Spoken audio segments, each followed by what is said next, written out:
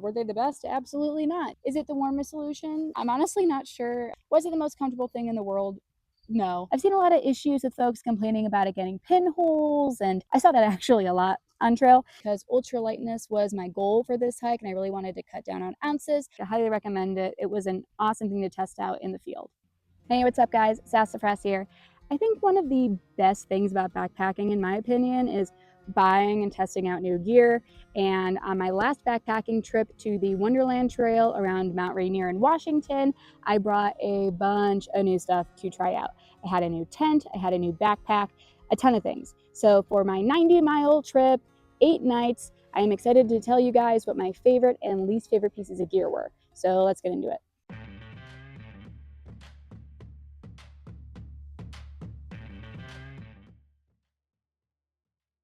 So the thing that I was most excited to try out on my trip was my new backpack. On the long trail in the AT, I had the Durston Kakwa 55 liter. I loved that backpack. It was super durable, it was comfortable, it was everything that I needed for those trips. But I think it was just a bit too big for me. I found myself just absolutely stuffing it with stuff that I didn't need, which was bringing my base weight up and then it would carry way above my head, which again is not a problem with the backpack. It was 100% a me problem. But this time around, I was really curious about trying out a smaller backpack, see if I can make it just a bit more ultralight. And I had heard awesome things about the HMG. I saw a ton of them on the Appalachian Trail and the Long Trail. They're a really popular backpack for a reason. So this time around, I opted for the 40-liter HMG Southwest. Now, there's a lot that I really like about this backpack. It is, of course, really sleek looking. It is a durable backpack. They just swapped out the material for something that is more ultralight, more durable. It's awesome, and I was excited to try that out. And it also has this huge mesh pocket, so I was able to just shove everything in there, my camp shoes, a trash bag, filter, anything that I needed went right into that pocket.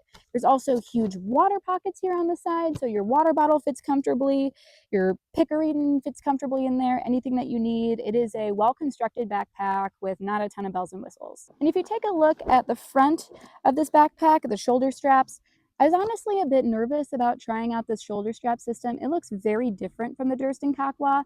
The Kakwa is constructed in such a way that it keeps the shoulder straps away from your neck, and this one, it is right up against your neck. So I was worried about rubbing or it carrying uncomfortably or being too hot, but I didn't have any of those issues. It was a super comfortable carry. The waist straps are well constructed. I didn't have any issues with zippers falling off or anything. They kept dry whenever it was wet outside. So I really, really like this backpack. I highly recommend it. It was an awesome thing to test out in the field. The other awesome thing was that this backpack packs down super, super small. So when I was on my last day of food, I had nothing left in my backpack. It literally looked like I was wearing a day pack, which was really satisfying. So huge fan of the HMG Southwest. And before we get into the backpack, the other thing that I was really excited to talk about was the Zpacks trekking poles that I brought.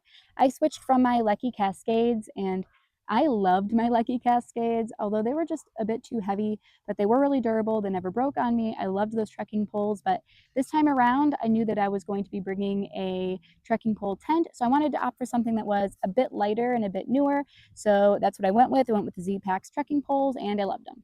All right, so first things first, let's talk about the sleep system.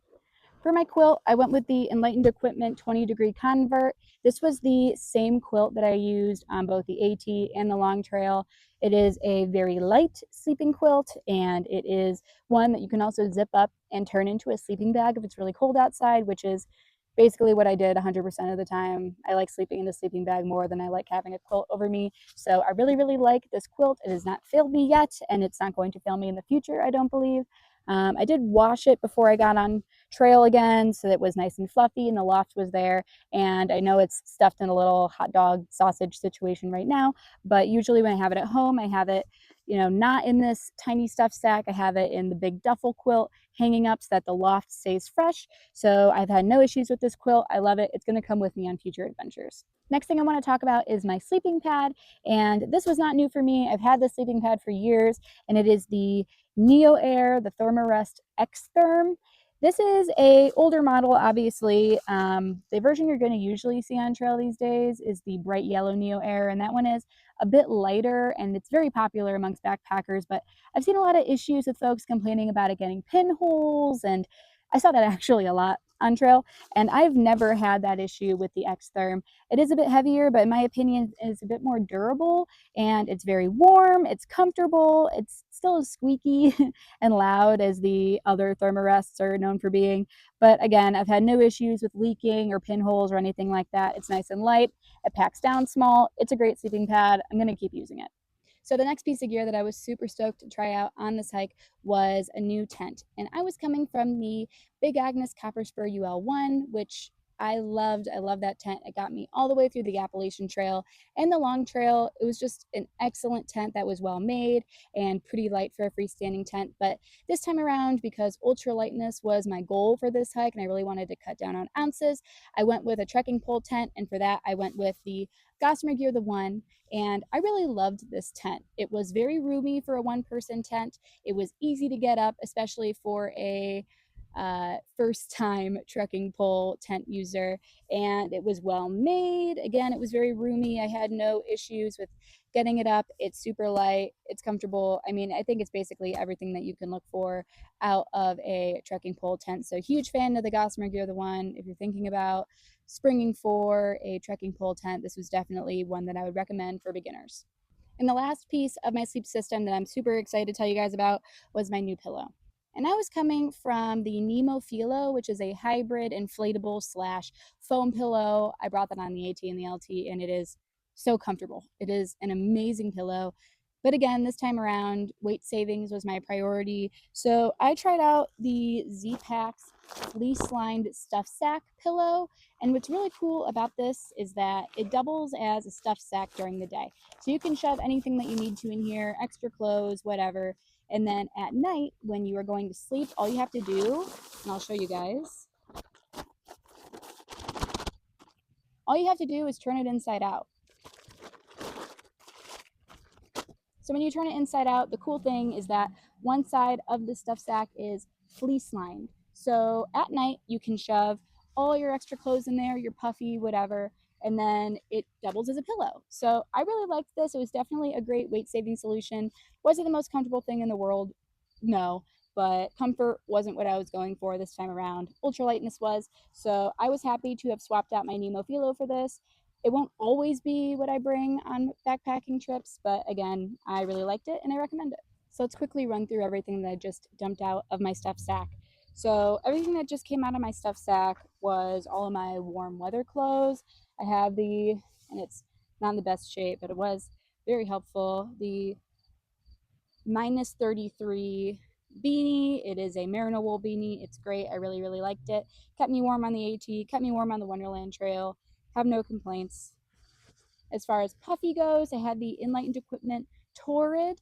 I have this same puffy on the AT, again on the LT, brought it again on this backpacking trip. It hasn't failed me yet. One thing I have noticed, and I did talk to the Enlightened Equipment folks about this at AT Trail Days, is that the longer I've had it, the less that it has lofted up. And I have washed it, and I know that there are solutions to this. It's something I just haven't made the time to do yet, but it is a very comfy and very warm puffy. Plenty of folks swear by it. I've had no issues with it. Is it the warmest solution?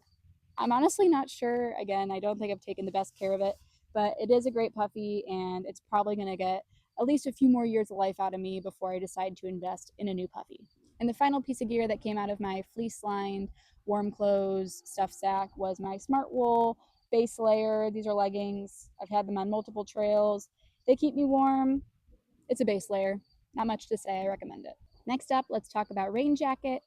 I go for the Patagonia Torrent Shell. This is a pretty tried and true rain jacket solution. It is on the heavier side, but in my opinion, I would rather stay dry than have a lighter solution and be very wet. I thought it was very affordable at its price point. Again, Patagonia makes good stuff. I've been able to wash it with the appropriate, I believe it's called like Rain Tech or Weather Tech, whatever it's called, and I've seen the waterproofness come back to life. It's an excellent rain shell. I have no problems with it. I also like the pink. For fanny pack, I went with the REI Co-op fanny pack. This was a gift. The only thing that I really want to mention here, I don't necessarily recommend or not recommend this fanny pack. I thought it was fine, did the job. I just believe it's important to cite that a fanny pack is definitely an important part of my backpacking setup. I think it's absolutely crucial to be able to quickly reach a few of the essentials. So I always keep it in front. I always bring a fanny pack. Whether or not you decide to bring the REI Co-op fanny pack is on you, but this is what I brought with me this time around. So the next piece of gear that I was super excited to try out on this hike was my Alpha Summit fleece. This is an Alpha Summit 90 from Hightail Designs, and this was a new piece of gear for me. I know some folks use microgrids. I used to use the Patagonia R1, but this was a swap for me, and I loved it. I loved it. I think it's super cute. It's super comfortable. It's warm. I got a ton of compliments on it. I could also use it whether it was cold outside or hot outside. So if it was really sunny, I could throw on this layer and keep the sun off me without overheating. So it's definitely a flexible piece of gear. And I know some folks have their complaints about the durability of Alpha Summits, and I have not done an entire through hike with this piece of equipment, so I can't tell you how well it would hold up over 2,000 miles, for instance. But for 100 miles, it got the job done. I thought it was super cute, comfy, and I can't wait to put more miles on it. Next up, let's talk about my cook system. I went with the Toaks titanium pot and the Windmaster stove this time around. Originally, I had planned on cold soaking, but I just couldn't bring myself to do it. I know it's the true ultralight decision, but honestly, I just like a hot meal at the end of the night. And I decided to make my own dehydrated meals for this backpacking trip. So I did bring a cook system. It's not crazy heavy. Weight savings were there. It wasn't super expensive, so huge fan of this cook system. And finally, just some of the small things. I had a cork ball from Rology so I could roll out my feet at the end of every night. These are super light. They're like a little bit bulky, but honestly, if you deal with feet pain at the end of the day, this is a must, must, must. Huge fan of the cork balls. I also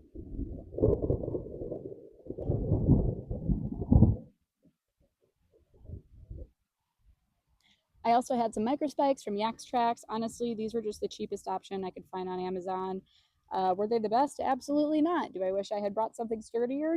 Definitely. Going over Panhandle Gap where it was really snowy and there was exposure and it was slick, I definitely wish that I had not cheaped out and I had gone for a bit better micro spikes option. So if you are in a situation where it is only a little icy and the micro spikes don't really matter to you, then more power to you, but I don't think I'm going to cheap out again.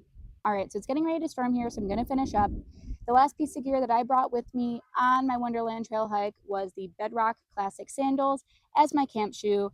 They are essentially just a couple pieces of rubber with string on them. They are very utilitarian. Are they the world's most comfortable camp shoe? Absolutely not. But if weight savings are your goal, then Bedrock Classics are definitely an option for you. Highly recommend.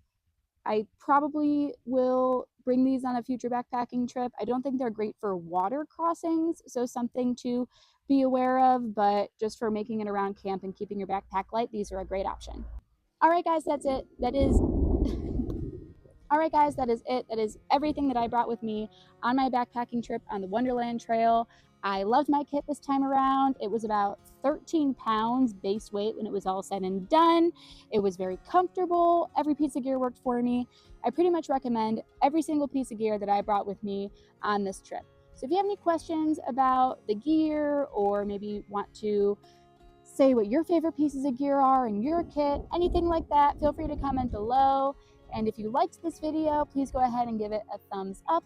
And if you want to see more gear reviews or more content from me or from the trek, please subscribe to this channel. We release videos every other week. My name is Sassafras, and thank you so much for watching.